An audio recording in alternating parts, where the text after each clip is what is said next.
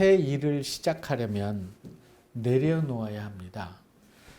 버려야 새 것을 소유할 수 있고 떠나야 새 길이 열린다고 그러죠.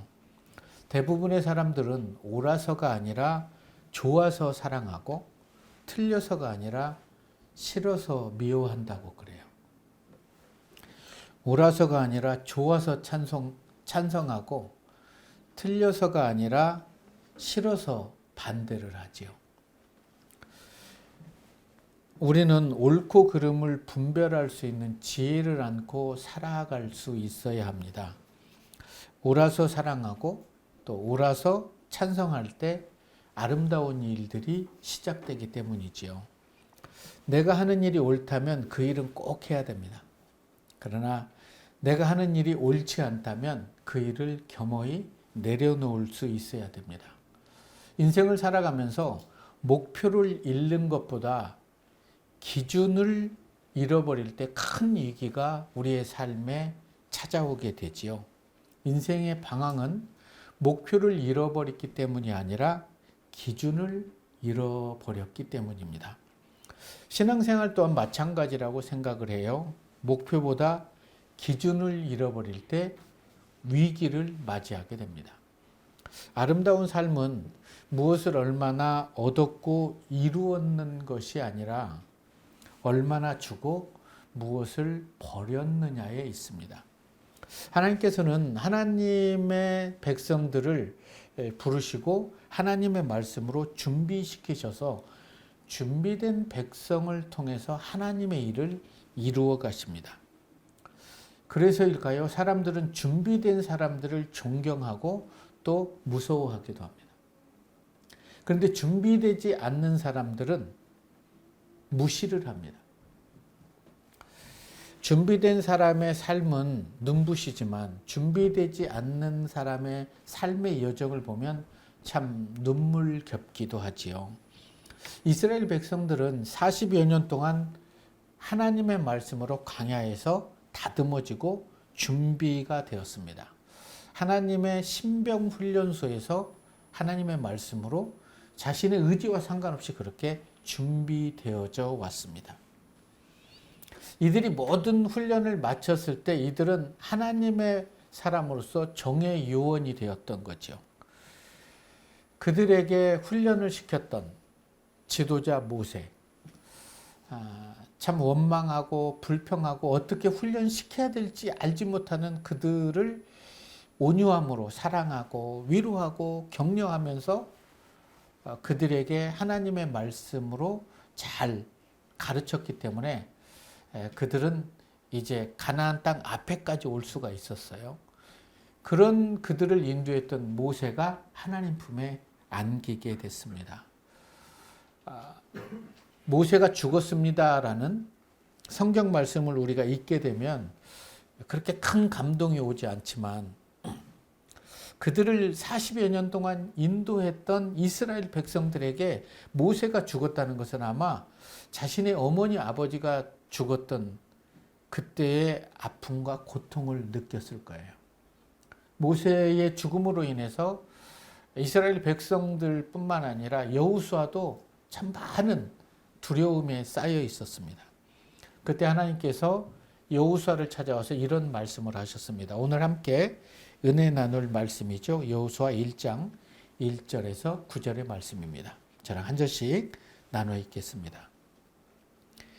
여호수아의 종 모세가 죽은 후에 여호와께서 모세의 수종자 눈의 아들 여호수아에게 말씀하여 이르시되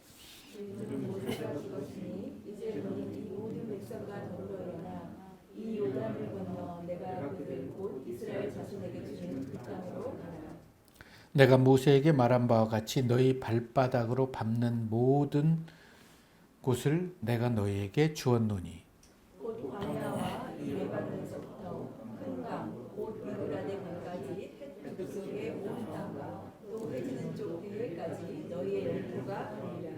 내 평생에 너를 능히 대적할 자가 없으리니 내가 모세와 함께 있었던 것 같이 너와 함께 있을 것임이라. 내가 너를 떠나지 아니하며 버리지 아니하리니. 강하고 강렬하다. 너는 내가 그들의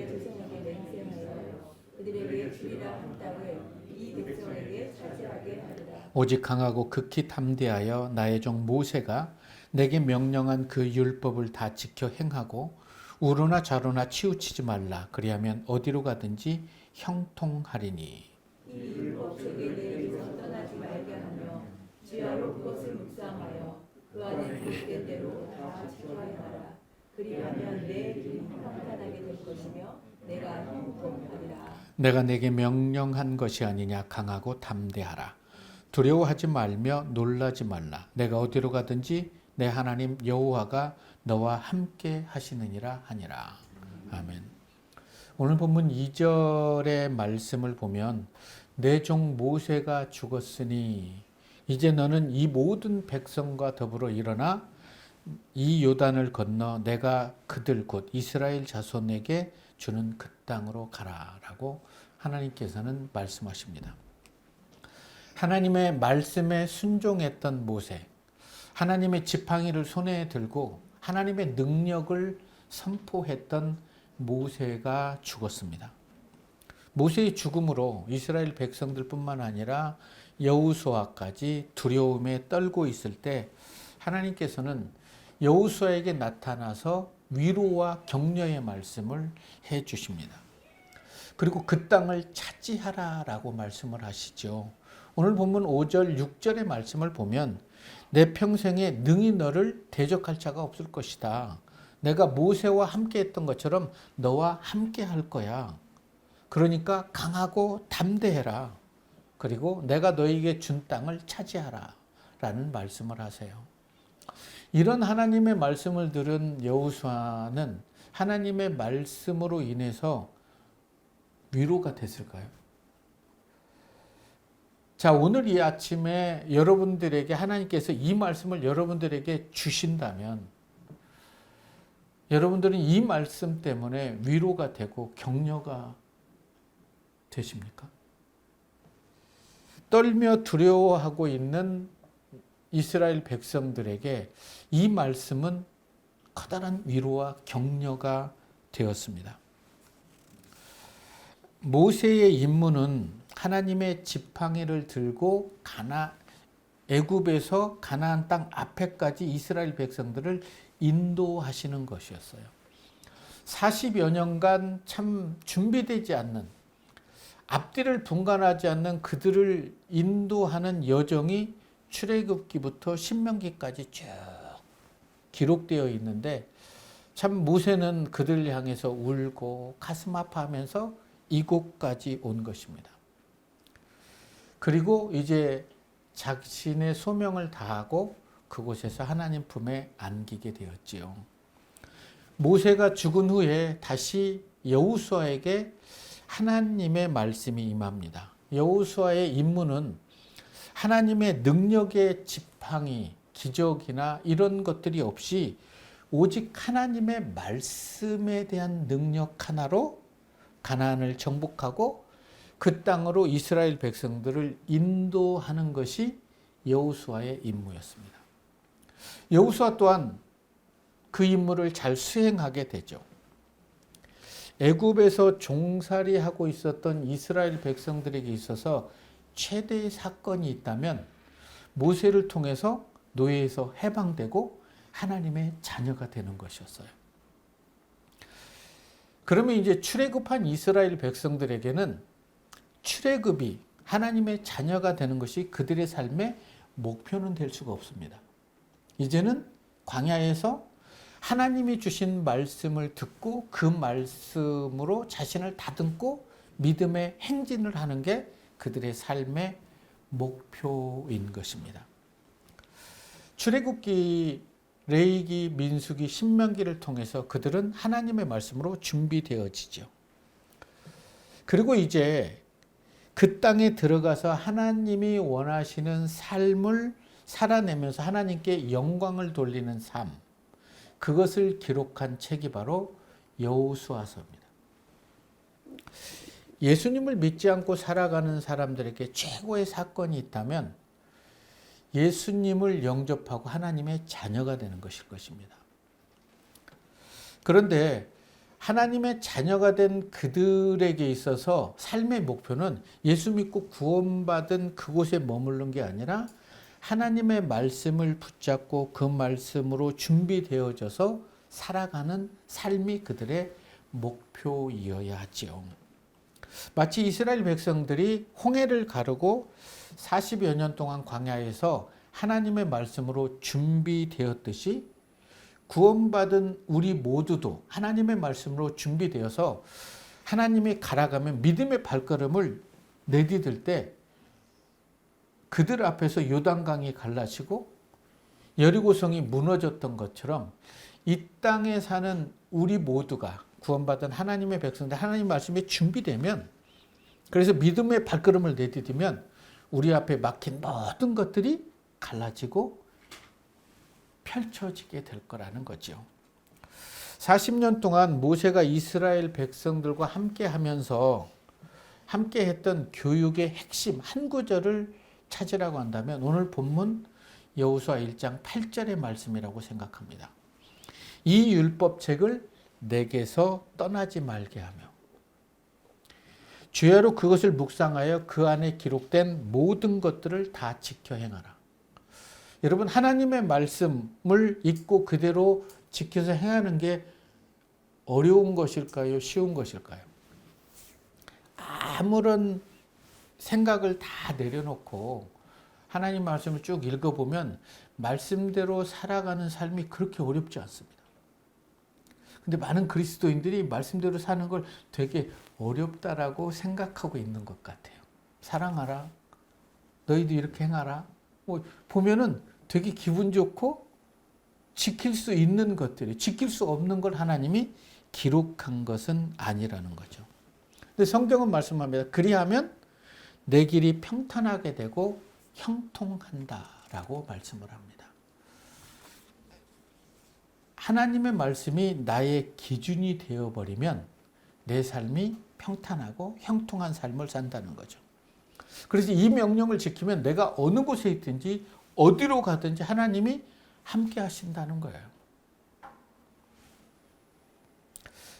그들이 해야 될 일은 광야에서 하나님의 말씀으로 준비되는 것이었는데 1세대 출애굽 백성들은 이 말씀을 순종하지 못함으로 인해서 광야가 그들의 무덤이 되었죠.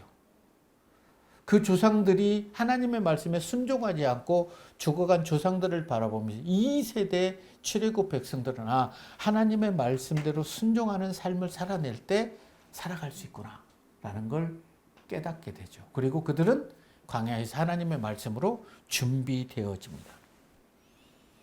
광야에서는 어느 누구도 하나님의 말씀을 청종하고 그 말씀에 순종하는 삶을 살아내는 걸 방해하지 않았어요. 그래서 그들은 하나님이 주시는 만나를 먹고 생수를 마시면서 그렇게 살아가면 되는데도 불구하고 출애굽 백성들은 그것으로는 만족하지 못했죠. 출애굽을 했으면 준비되는 과정이 없이 바로 가나안 땅으로 자기들을 입성시켜 주기를 원했어요. 그리고 그들이 가야 될 가나안은 대적들이 많이 있는 곳이 아니라 그들을 하나님이 다 물리쳐 주시고 에덴 동산으로 만들어서 그곳에 자기를 데려다 주기를 원했는데 자신의 뜻과 하나님의 뜻이 다른 거예요. 하나님은 가나안을 차지하기 위해서는 하나님의 말씀으로 준비되어져야만이 차지할 수 있었기 때문에 광야에서의 40년이 꼭 필요했는데 이스라엘 백성들은 그 40년이 필요 없다는 거예요. 그래서 원망과 불평을 쏟아냄으로 인해서 1세대 출애굽기 1세대들은 광야에서 죽음을 맞이하게 된 거죠. 어떻게 행동할 것인가 보다 어떻게 생각할 것인가가 먼저가 되지 않았기 때문에 그들은 광야에서 죽어갈 수밖에 없었죠.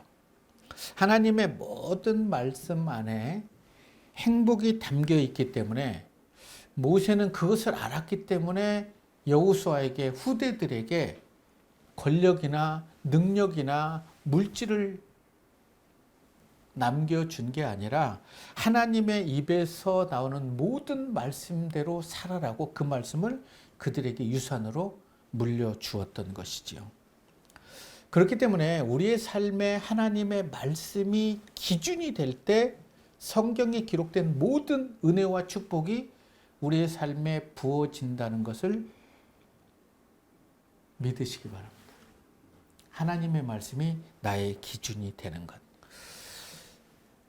우리는 한 번밖에 살지 못하기 때문에 우리 인생이 너무나 고귀하죠. 그 고귀한 인생을 내 기준으로 살아내는 게 아니라 하나님의 말씀이 기준으로 살아낼 때 우리가 생각하지 못한 놀라운 일을 하나님께서는 우리를 통해서 함께 하시기 때문이에요.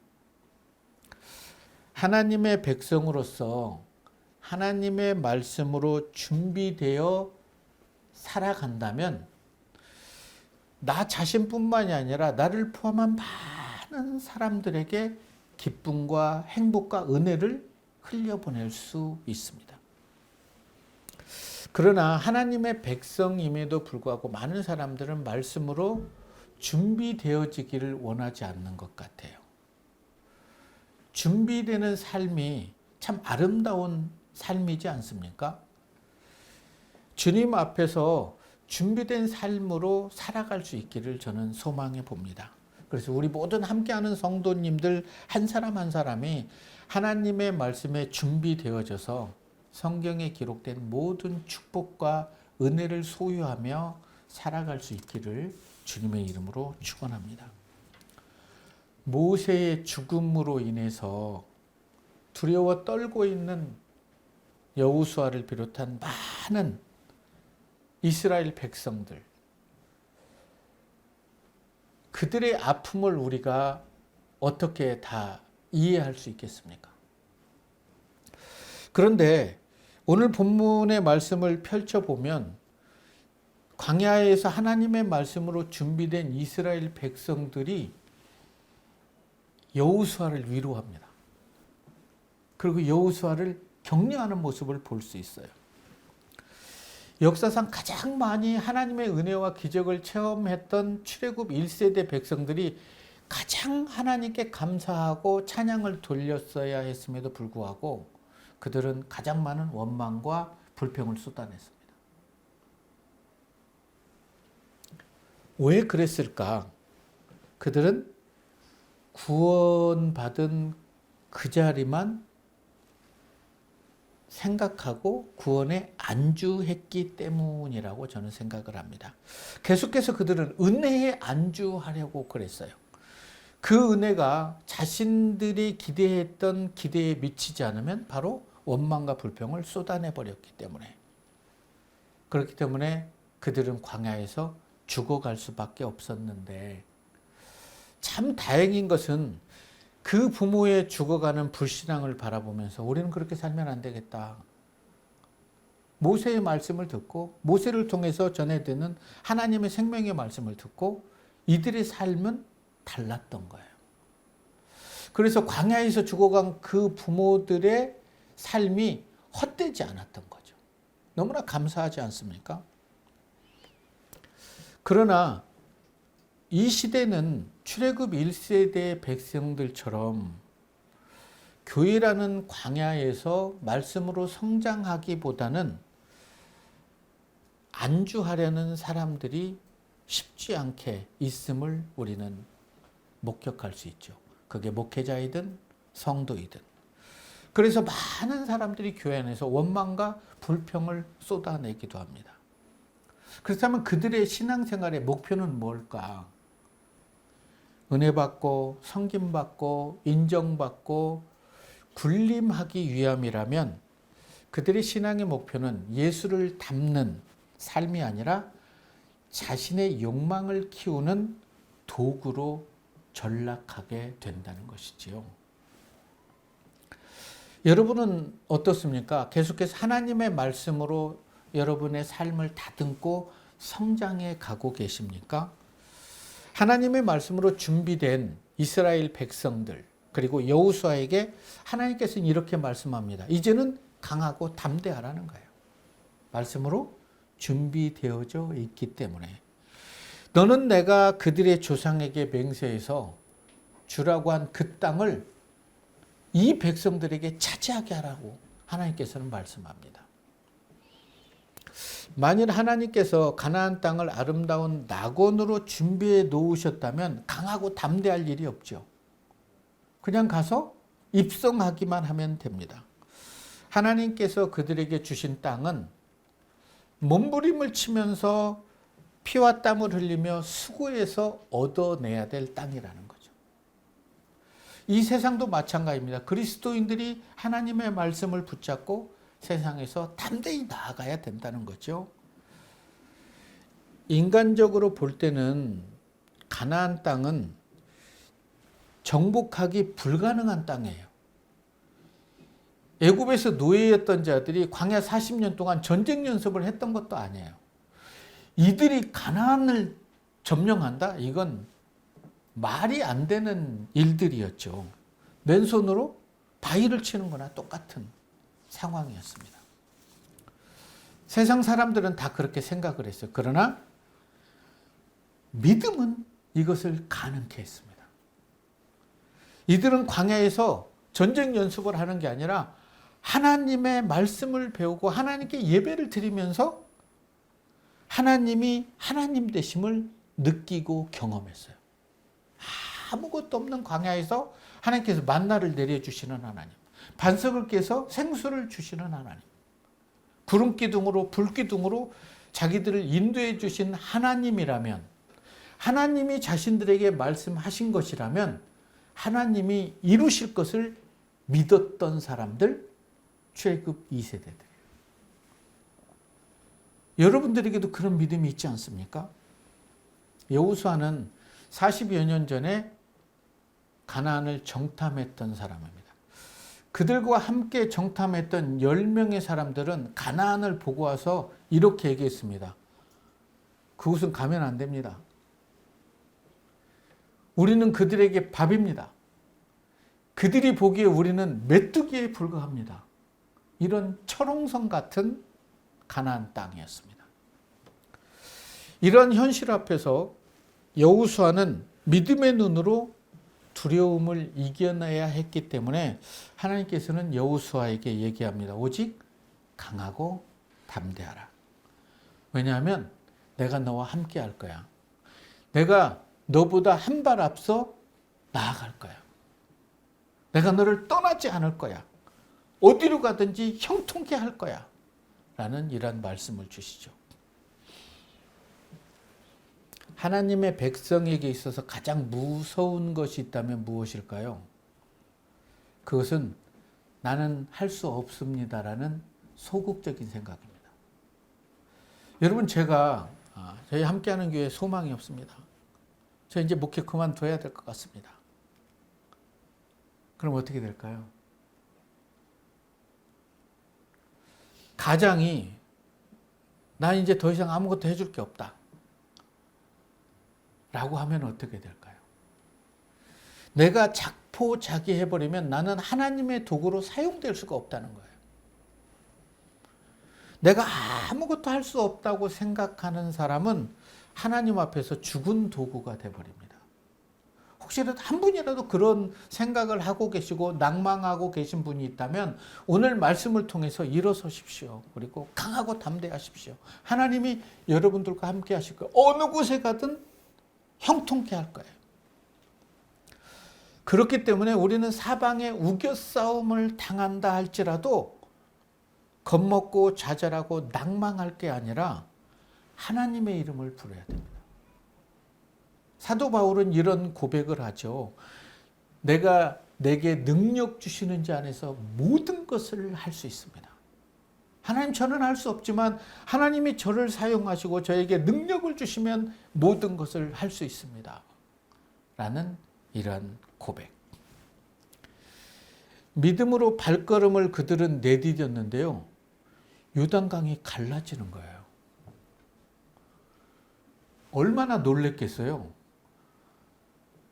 설마 했는데 설마 하는 일들이 펼쳐지고 요단강이 갈라지는 걸 적진이 봤을 때 그들은 더 놀라게 되는 겁니다. 우리가 믿음으로 발걸음을 내디딜 때 여러분들을 통해서 하나님은 새 일을 행하실 거예요. 우리가 하나님의 자녀가 되어서 이 세상에서 영향력 있는 삶을 살아가기 위해서는 하나님의 말씀으로 준비되어지고, 그리고 나서 하나님이 주시는 담대함을 가지고 그 담대함을 선포하는 거예요. 광야에서 준비되었던 이스라엘 백성들은 세상 사람들이 보면 참 하잘것없는 사람인데 하나님이 보시기에는 최고의 사람들이었어요. 말씀으로 준비된 그들의 행진은 그 어느 누구도 막을 수가 없어요. 그들은 요단강을 건너서 적진 앞에서 할례를 받으라고 했을 때 그건 죽음을 상징하는데도 하나님이 말씀하셨기 때문에 할례를 받습니다. 그러나 적진에서 어느 누구도 그들을 죽이려 오지 않아요. 적진에서 칼과 총이나 이런 걸 가지지 않고, 무기를 가지지 않고 한 바퀴 돌으라고 하는데 순종함으로 돌게 됩니다. 마지막 날 7바퀴를 돌고 외치라고 했을 때 하나님, 이제 하나님의 말씀을 우리는 모두 순종했습니다. 이제 하나님이 일하실 때입니다. 하나님이 일하셔서 여리고성을 무너뜨리게 되죠. 여호수아 1장을 읽어보면 참 기분이 좋고 설레죠. 16절, 17절의 말씀은 참 더 설레는 것 같아요. 이스라엘 백성들이 여호수아에게 대답해서 이렇게 얘기하죠. 당신이 우리에게 명령하신 것은 우리가 다 행하겠습니다. 멋있지 않습니까? 당신이 우리를 보내는 곳에 우리가 갑니다. 우리는 범사에 모세에게 순종한 것 같이 당신에게 순종하겠으니 오직 당신은 여호와께서 모세와 함께 하신 것 같이 당신과 함께 계시기를 원합니다. 이 이스라엘 백성들의 고백이 여호수아에게 얼마나 위로가 되고 기쁨이 되었을까요? 하나님의 명령에 순종했던 여호수아를 하나님께서는 백성들의 아름다운 고백을 통해서 위로받게 하시고 감사를 피어올리게 합니다. 이들의 믿음의 고백대로 이스라엘 자손들에게 주시기로 한 모든 땅을 하나님이 주셨고 그들은 차지했습니다. 하나님께서는 모세와 함께 하셨던 것처럼 여호수아와 함께 하셨고 이스라엘 백성들과 함께 하시며 오늘 하나님께 예배를 드리는 여러분들과 함께 하실 것입니다. 아무리 여호수아라 할지라도 요단강 앞에서 왜 두렵지 않았겠습니까? 그럼에도 불구하고 믿음으로 하나님을 의지하며 하나님 행하십시오. 하나님이 앞서가십시오. 라고 기도했을 때 하나님은 여호수아의 기도와 이스라엘 백성들의 고백을 너무나 기뻐하셨던 것 같아요. 이런 고백을 피어올리기 위해서 모세와 1세대 출애굽의 선조들의 믿음과 또 삶이 있었기 때문은 아니겠습니까? 당신이 우리에게 명령하신 모든 것을 우리가 행하겠습니다. 당신이 우리를 보내는 곳에 우리가 가겠습니다. 이 고백이 우리의 고백이었으면 좋겠습니다. 하나님이 명령하신 모든 명령을 우리가 행하겠습니다. 하나님이 저를 보내시면 그곳이 어디든 우리가 가겠습니다. 그 고백에 하나님 또한 이들에게 부어줬던 은혜와 축복을 저와 여러분들에게 부어주기를 저는 소망합니다. 이렇듯 아름다운 노래를 우리는 언제쯤 부를 수 있을까요? 그리고 이런 노래를 누가 불러야 될까요? 바로 저와 여러분이 세상 앞에서 하나님 앞에서 부를 수 있어야 하지 않겠습니까?